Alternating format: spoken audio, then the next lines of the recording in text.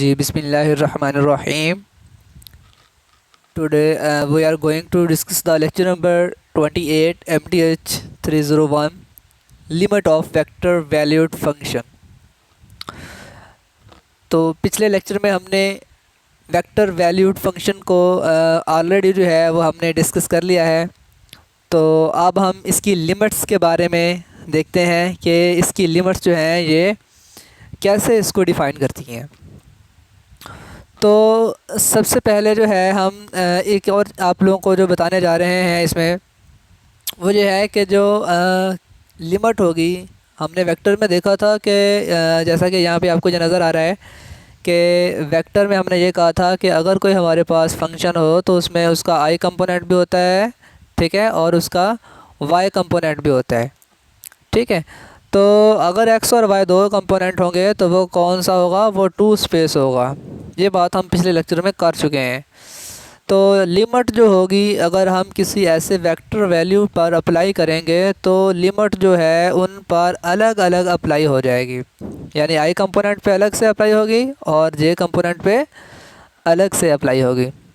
इसी तरह अगर आपके पास जो वेक्टर फंक्शन है वो थ्री स्पेस है, थ्री स्पेस में क्या आ जाती है आपके पास कि उसमें के कंपोनेंट भी शामिल हो जाता है।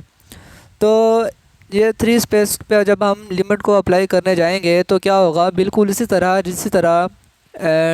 जो आपके पास टू स्पेस में जो है आई कंपोनेंट पे अलहदा से जो है जे कंपोनेंट पे अलहदा से है, इसी तरह इसमें भी आई पे भी, जे पे भी और जी पे जो है अलग अलग जो है लिमिट अप्लाई हो जाती है, ठीक है। तो इसमें हम क्या देते हैं कि लिमिट जब एग्जिस्ट कर रही होगी जिस भी कंपोनेंट पर, अगर लिमिट एग्जिस्ट कर रही हो तो हम कह सकते हैं कि उस कंपोनेंट पर जो है वो लिमिट कुछ इस तरह से अप्लाई होगी कि उसका हर कंपोनेंट जो है उस लिमिट में अलग अलग तौर पर जो है वो शो होगा। जो लिमिट जो है ये हमारे पास जो है वो कुछ डिफरेंट टाइम में हो सकती हैं कि हमारे पास ये डिपेंड करती है कि आपके पास डायग्राम किस तरह की है, जिसमें क्या एंड इंटरवल मौजूद है या एंड इंटरवल मौजूद नहीं है। तो नेक्स्ट जो है वो हमारे पास जो है टॉपिक है वो हमारे पास है कंटिन्यूटी का। तो कंटिन्यूटी जो है of a vector valued function, इसको हमने किस तरह से डिफ़ाइन करना है। तो कंटिन्यूटी जो है ऑफ अ वेक्टर फंक्शन जो है हम इस तरह से डिफ़ाइन करने जा रहे हैं कि इसमें हमारे पास कुछ मेन तीन कंपोनेंट हैं, ठीक है। हम हर उस फंक्शन को कंटिन्यूस फंक्शन कह देंगे कि अगर कोई भी डेफिनेशन के मुताबिक अगर हम देखें तो कि vector value function is a similar to the real valued function, we shall say that R is a continuous, ठीक है, at T not. T not आपके पास वो पॉइंट होगा जो आपको दिया गया होगा, ठीक है, कि ये आपका ओरिजिनल पॉइंट होगा जो आपको गिवन होगा। तो नंबर वन के टी जो नॉट है ना, जो मैंने कहा है फंक्शन ये डिफ़ाइन हो, यानी कि ये दिया होना चाहिए फंक्शन, तब हम कह सकेंगे कि ये कंटिन्यूस है। अगर हमें पॉइंट का ही नहीं पता किस पॉइंट पर है तो वो कंटिन्यूस कैसे होगा। एक तो ये चीज़ है। दूसरा, उसमें लिमिट एग्जिस्ट करनी चाहिए। लिमिट एग्जिस्ट का मतलब होता है कि आपके पास लेफ़्ट साइड से आंसर लेके आऊँ लिमिट का या राइट साइड से मैं लिमिट को लेके आऊँ तो वो उसको सेटिस्फाई करवा रही हो, ठीक है, इक्वल आ रहा हो दोनों का आंसर। फिर लिमिट का आंसर और वो आंसर जो हमें फंक्शन में ओरिजिनल तौर पर दिया गया था विदाउट लिमिट, तो उनके आंसर भी आपस में मैच करना ज़रूरी है। तब जब ये तीनों पॉसिबिलिटी हो जाती हैं, सेटिस्फाई हो जाती हैं, तब हम कहते हैं कि फ़ंक्शन जो है वो कंटिन्यूस है, ठीक है। तब हमने उसे नाम क्या देना है कि कंटिन्यूट जो है वो कंटिन्यूटी फंक्शन होता है जब ये वो तीन कंडीशनों को फुलफ़िल कर लेगा। इसके बाद अगर हम डेरिवेटिव को देखें तो डेरिवेटिव में कुछ इस तरह से होता है कि आपके पास आपको ये डेफिनेशन के साथ एक फार्मूला नज़र आ रहा है, R dash is equal to, हमारे पास है कि R dash is equal to, हमारे पास ये देखें ये फार्मूला आपको नज़र आ रहा होगा कि R dash is equal to है limit H approaches to 1 R T plus H minus R T by H. तो ये फार्मूला कैसे आया, देखें, दरअसल ऐसा होता है कि आपके पास कोई भी एक आर टी फंक्शन है, ठीक है, उसमें अगर डेल एच का इजाफा हो जाए, उसमें जो चेंज आ रही है, ठीक है, तो वो चेंज उस ओरिजिनल में ऐड करते हुए -4 ओरिजिनल फंक्शन बटा आपके पास होता है उसी फंक्शन का जो आपने चेंज लेके आए हैं विद रिस्पेक्ट टू उसके साथ, और उसमें वो अप्रोचेस टू ज़ीरो होता है, ठीक है। ये आपके पास कुछ डेफिनेशंस हैं डेरिवेटिव की। तो इसमें जो है हम सबसे पहले जो है इसका थ्योरम देखते हैं कि थ्योरम हमें क्या बताता है इनका, तब आपको डेरिवेटिव की अच्छे से समझ आएगी। तो थ्योरम हमें ये कहता है कि अगर आपके पास कोई भी एक फंक्शन हो, ठीक है, तो फंक्शन आपके पास किस तरह का हो, ये आपके पास थ्योरम बता रहा है कि अगर आपके पास एक फ़ंक्शन हो एक्स आई प्लस वाई जे, उसके दो कंपोनेंट हो, टू स्पेस हो, ठीक है, तो उसमें हमारे पास if and only if X T and Y T are the differentiable, कि ये डिफरेंशिएबल होने चाहिए, मतलब कि इनका डेरिवेटिव एग्जिस्ट कर रहा हो, इसका डेरिवेटिव ले हो रहा हो, ठीक है। तो ये ऊपर जो डैशें नज़र आ रही हैं इसको हम बोलते हैं प्राइम, ठीक है, मतलब X prime plus Y prime. तो इसके अलावा जो है नंबर 2 पे थ्योरम में कहा गया है कि अगर आपके पास if R T is a function of, जिसमें X I Y J Z के बाद सारी वही है, जस्ट यहाँ पर 3 स्पेस आ चुका है, तो जब डेरिवेटिव लेंगे तो फिर वही बात है, एक्स कंपोनेंट का अलग से लेंगे, वाई कंपोनेंट का अलग से लेंगे और जी कंपोनेंट का अलग से डेरिवेटिव ले लेंगे। ये जो आपको कैप नज़र आ रहे हैं, मैं आपको बार बार बता रहा हूँ, इसका मतलब है कि इसका डेरिवेटिव ले हो रहा है। ये देखिए इसके ऊपर कैप लगे हुए हैं ना, ये डैशें नज़र आ रही हैं आपको, ये आपके पास है कि आपने इसके डेरिवेटिव लिए हुए हैं। इसके अलावा आपके पास जो है जो फर्दर जो है उसने यहाँ पर जो है लिखा हुआ है कि आई कैप पे भी बिल्कुल इस तरह से डेरिवेटिव अप्लाई होगा, जे कैप पे भी बिल्कुल इसी तरह से अप्लाई होगा और के कैप पे भी उसी तरह से अप्लाई होगा, ठीक है। अगर वो 2 कंपोनेंट में है तब, अगर वो 3 कंपोनेंट में है तो तब भी जो है अलग अलग कंपोनेंट पर डेरिवेटिव जो है वो ले होता है। तो आइए हम इसकी एग्जांपल करते हैं, एग्जांपल से आप जो है वो बआसानी समझ जाएंगे। आपने उसने r T is equal to दिया हुआ है हमारे पास, ठीक है, उसने हमें आर टी जो है ये दिया हुआ है कि t square i cap plus t cube j cap.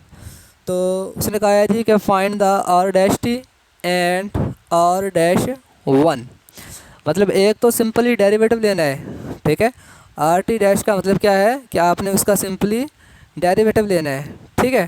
तो और जो दूसरी चीज़ आपके पास है वो आपके पास कुछ इस तरह से है कि उसने कहा है जी कि आपने डेरिवेटिव तो लेना ही है, लेकिन जब डेरिवेटिव ले लें तो उसमें वन भी पुट करना है, सही है।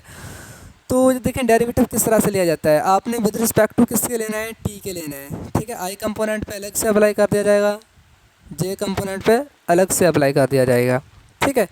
अब टी स्क्वायर है, डेरिवेटिव लेने का असूल होता है कि आपके पास जो चीज़ पावर में होती है उसे फर्स्ट पे रख देते हैं और पावर से एक कम कर देंगे तो दो में से एक कम कर दें, वो एक लिखें चाहे ना लिखें एक ही बात है। तो 2t जो है आपके आई कंपोनेंट का डेरिवेटिव आ रहा है, ठीक है। इसी तरह अगर हम जे कंपोनेंट का लेंगे तो पावर जो है ये टी का क्यूब है ना, तो क्या होगा 3 शुरू में आ जाएगा और 3 में से कम करेंगे 2, तो ये आपका क्या आ जाएगा डेरिवेटिव आ जाएगा, ठीक है। तो यहाँ पर मिस्टेक है हैंडआउट में, इसके दरमियान में प्लस का सिंबल आना है, ठीक है। तो इसके दरमियान में जो है वो प्लस का सिंबल आएगा।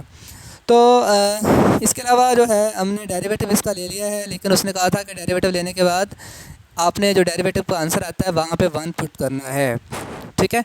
तो जहाँ जहाँ पे t है वहाँ वहाँ अगर हम 1 पुट करें तो देखें t की जगह पर 1 पुट करूँगा तो 2 एकम 2, फिर 3t स्क्वायर है तो इस t की जगह पे पुट करूँगा 1 का स्क्वायर 1 तो वो 3 का 3, तो यानी कि 2i प्लस 3j आपका डेरिवेटिव का आंसर होगा कब, जब आप इसमें 1 जहाँ पे t हो पुट कर देंगे उसके बाद भी।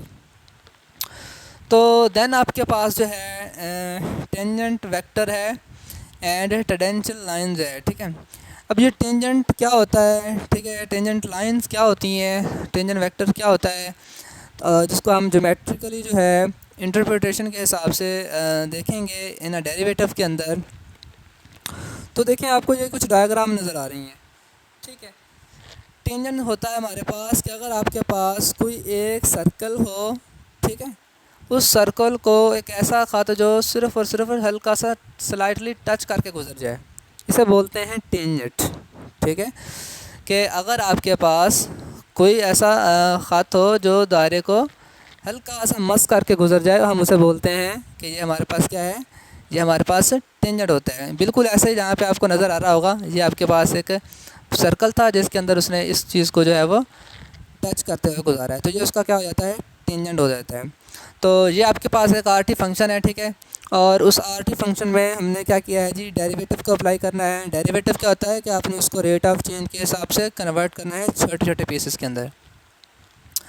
तो डेफिनेशन में भी यही कहता है कि let p be a point on the graph of a vector valued function r t and let r t nought be the radius vector from the origin. यानी कि आपके पास कोई एक फंक्शन है आर टी, जिसे उसने यहाँ पे आर टी की ये लाइन बनाई हुई है, ये आपके पास एक फंक्शन है। और इस फंक्शन के ऊपर हमने क्या किया है, एक टेंजेंट ड्रा की है, जिसे आपने आर टी डैश का नाम दे दिया है। अगर हम क्या करें जी, कि अगर हम इसका मज़ीद डेरिवेटिव लेंगे तो क्या होगा जी, कि टेंजेंट जो है if the R T dash exist, अगर इसके ऊपर कोई भी पॉइंट एग्जिस्ट कर रहा हो तो, ठीक है, वो इक्वल टू ज़ीरो ना आ रहा हो। अगर ज़ीरो आ जाएगा तो वो तो एग्जिस्ट नहीं करेगा ना, तो एग्जिस्ट कर रहा हो तो तब हम कहते हैं कि ये फंक्शन जो है टेंजेंट है एट पॉइंट टी नॉट। तो नेक्स्ट जो है हमने इसको भी डिस्कस कर लिया है। दैन हम जिसकी कुछ एग्जांपल को करते हैं कि find the parametric equation of the tangent line to the circular helix, ठीक है। अब देखें, उसने हमें एक्स कंपोनेंट दिया हुआ है, वाई कंपोनेंट दिया हुआ है, जी कंपोनेंट दिया हुआ है, और कहा है कि एट पॉइंट जो है वो टी जो है वो क्या है, π/6। तो इसमें चूँकि हमने find the equation of tangent निकालना है, तो देन वी विल जो है एक्यूएट द कंपोनेंट और by obtain the parametric equation जो है, ठीक है। तो सबसे पहले हमने क्या करना है, हमने इसको जो है वेक्टर फॉर्म में लिखना है। जिस तरह अगर आपको याद हो, रिसेंटली लेक्चर में हमने देखा है कि X I cap, Y J cap, Z K cap और cos T I plus sine T J, ये आपका वाई कंपोनेंट, ये आपका वन जो है, तो इसमें आपके पास क्या आ जाता है, ये आपके पास टी आ जाता है, ठीक है। तो अगर अब मैं इसका डेरिवेटिव लूँ, तो डेरिवेटिव लेने से क्या होगा कि जब हम इसका डेरिवेटिव लेंगे तो कॉस का जो डेरिवेटिव होगा वो आपके पास चला जाता है माइनस साइन का, ठीक है। कॉस का डेरिवेटिव क्या आता है, माइनस साइन, और साइन का डेरिवेटिव होता है पॉजिटिव का कॉस। और अकेला टी था तो सिंपल जैसे एक्स का डेरिवेटिव वन होता है, इसलिए हम यहाँ पे विद रिस्पेक्ट टू टी कर रहे हैं डेरिवेटिव, तो क्या आ जाएगा, के साथ जो टी था उसका आंसर वन आ जाएगा डेरिवेटिव का। तो वन जो है लिखें ना लिखें एक ही बात है। तो ये तो हमने डेरिवेटिव ले लिया है इस चीज़ का। तो डेरिवेटिव लेने के बाद हमने क्या कहा था, हमने कहा था at point T is equal to π/6। अब जहाँ जहाँ आपको टी नज़र आ रहा है, आपने वहाँ पर π/6 को पुट करना है। तो आप देख सकते हैं जहाँ जहाँ इस पॉइंट पर टी था उसमें π/6 जो है वो दर्ज हो चुका है। तो हमने क्या किया जी, यहाँ पर जैसे ही हमने एक तो ओरिजिनल फंक्शन में पुट करके देखा, और एक हमने जब हमने डेरिवेटिव लिया था उसमें पुट करके देखा है, सही है। तो क्या हुआ जी कि जो आपके पास ओरिजिनल फंक्शन की अगर हम बात करें, तो ओरिजिनल फंक्शन में हमारे पास हुआ कुछ यूँ कि ये जो है ना हमारे पास कॉस टी, तो π/6 का मतलब होता है 180 को 6 पे डिवाइड करूँ तो वो हो जाता है 30 डिग्री, ठीक है, वो आ जाता है 30 डिग्री। तो जो cos 30 होता है ना, वो हमारे पास होता है 3√2, एंड जो sin 30 होता है वो होता है 1/2। तो इसके साथ t वैसे था तो वो t वैसे का वैसे ही आ जाता है यहाँ पे। देन आपके पास अगर हम प्राइम की बात करें, तो प्राइम वाले में साइन आ रहा है, तो साइन π/6 पर आता है माइनस का 1/2। ये माइनस उसका शुरू में था, इस वजह से माइनस आ रहा है, वरना वो पॉजिटिव का ही होता है π/6 पे। तो cos t पे क्या होता है जी, cos t पे हम जानते हैं कि 3√2। नेक्स्ट इस टी के पास t मौजूद ही नहीं था, जिसकी वजह से क्या हुआ है कि आपने π/2 यहाँ पर नहीं लिखा, हमने सिंपल में पुट कर दिया। हमने क्या किया जी, हमने और डैश में भी पुट कर दिया।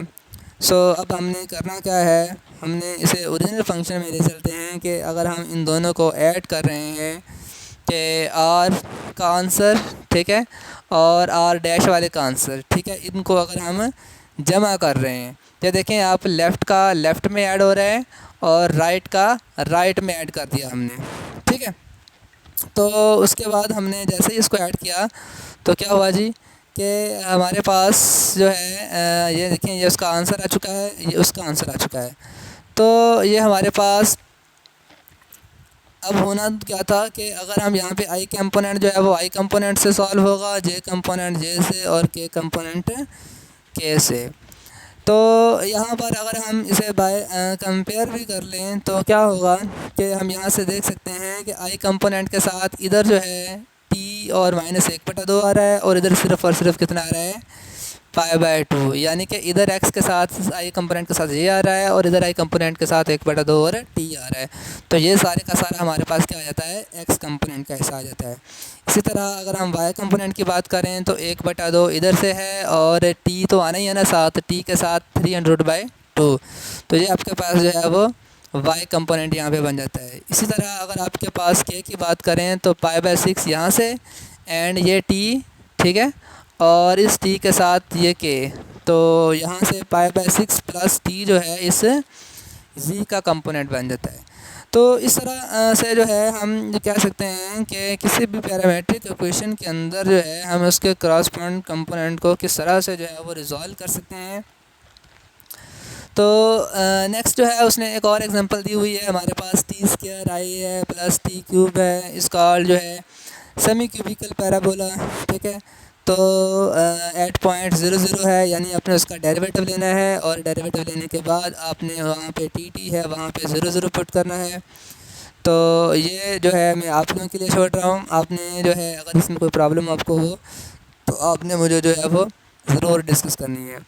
देन हम कुछ प्रॉपर्टीज़ की बात कर लेते हैं डेरिवेटिव की। तो डेरिवेटिव की प्रॉपर्टीज़ के बारे अगर हम देखें तो किसी भी कांस्टेंट चीज़ का जब हम डेरिवेटिव लेते हैं ना, तो वो आंसर हमारे पास जो है वो सिफर ही होता है, ठीक है। यानी कि अगर मैं 9 का डेरिवेटिव लूँ, ठीक है, मैं लिख दूँ यहाँ पे d/dx, और आगे मेरे पास 9 हो, तो इसका आंसर जो है वो क्या होगा, 0 होगा, क्योंकि कांस्टेंट चीज़ का डेरिवेटिव हमेशा जो है वो 0 ही होता है।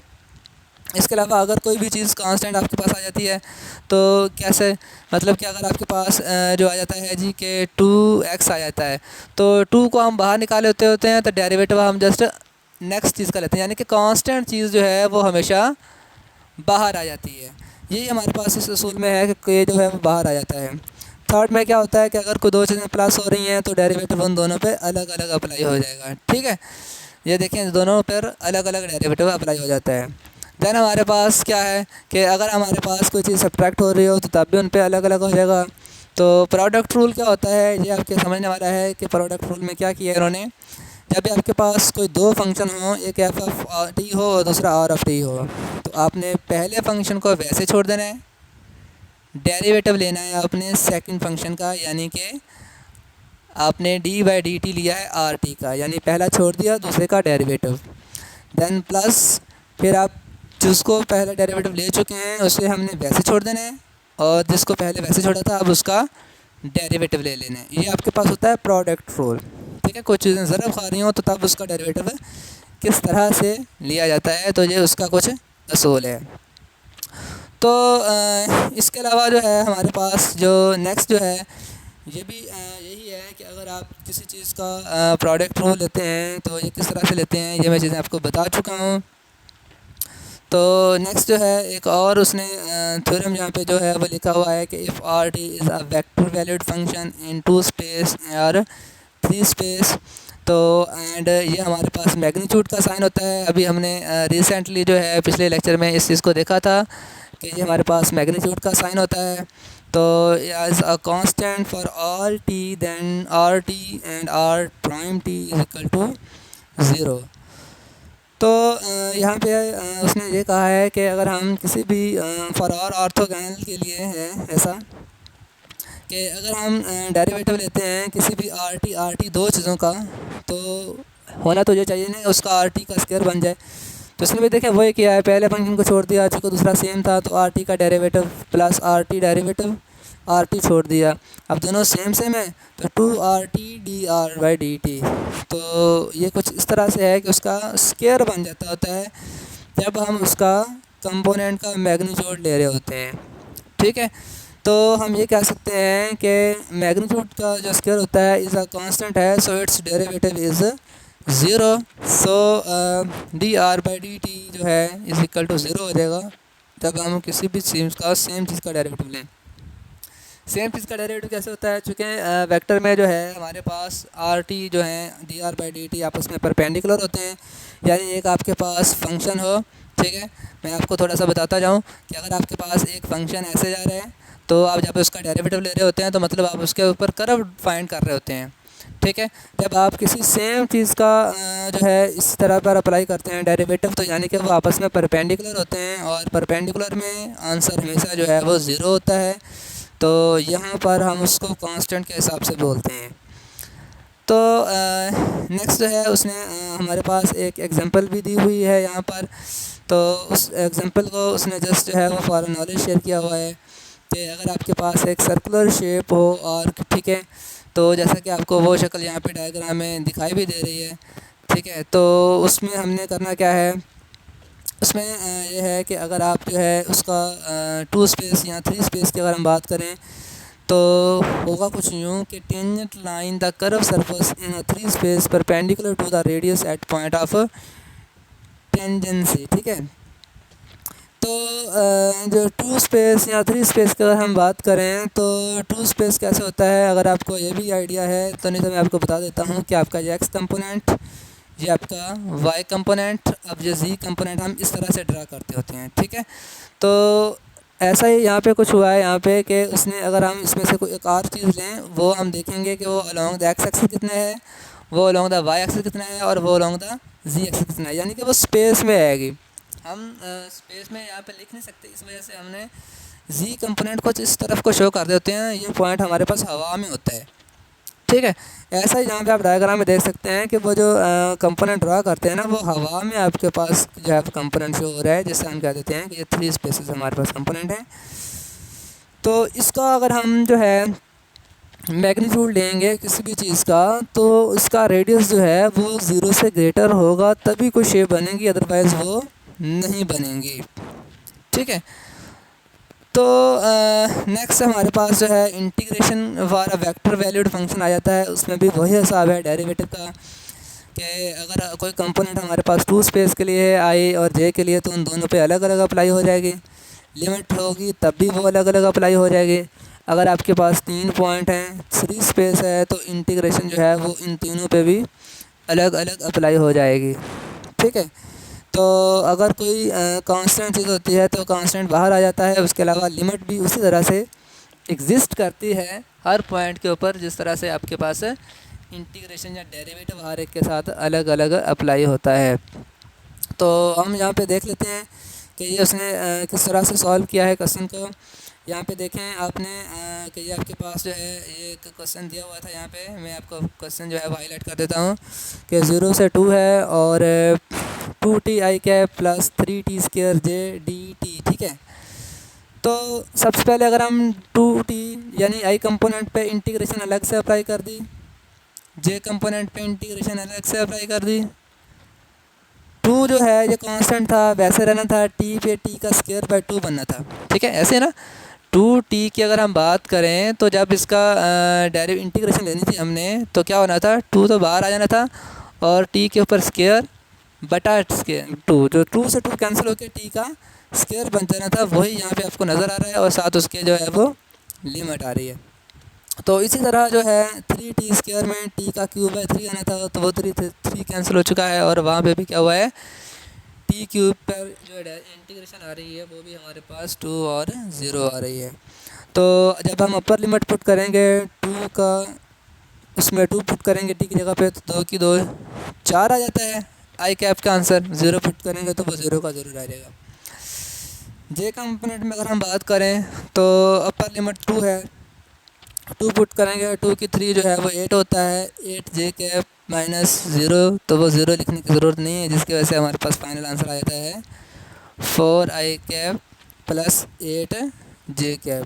तो इंटीग्रेशन की भी कुछ प्रॉपर्टीज़ हमारे पास हैं, हम यहाँ पे डिस्कस कर लेते हैं कि इंटीग्रेशन जो है बिल्कुल ऐसे जिस तरह डेरिवेटिव में अगर कोई कांस्टेंट है तो बाहर आ जाता है, इंटीग्रेशन में भी हमारे पास अगर कोई कांस्टेंट है तो वो बाहर आ जाता है, ठीक है। एंड इसी तरह अगर कुछ चीज़ें प्लस हो रही हैं तो इंटीग्रेशन उस पर अलग अलग अप्लाई होती है, अगर कुछ चीज़ें माइनस हो रही हैं तो उस पर भी इंटीग्रेशन अलग अलग अप्लाई होती है, ठीक है।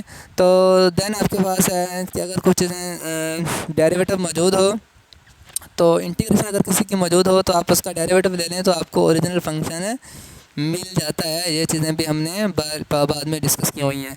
तो लास्ट में जो है कि अपर लिमिट जो है वो आ जाती है किसी फंक्शन में माइनस लोअर लिमिट, ये हम ऑलरेडी जो है वो डिस्कस कर चुके हैं। तो इस तरह जो आपका लेक्चर जो है वो ख़त्म हुआ। तो अगर आपको किसी किस्म की कोई प्रॉब्लम हो तो आपने जो है वो मुझसे जो है वो लाजमन जो है वो कांटेक्ट करना है। ठीक है, मैं अपना जो है वो यहाँ पे जो है वो नंबर जो है वो लिख देता हूँ। अगर किसी को कोई प्रॉब्लम हो तो मुझसे कुछ समझ नहीं हो तो वो आप मुझसे जो है वो रब्ता कर सकते हैं। 0346720948। ठीक है, तो 720 है यहाँ पे और ये क्या है 9। ठीक है, तो 7209438। Okay, all the best.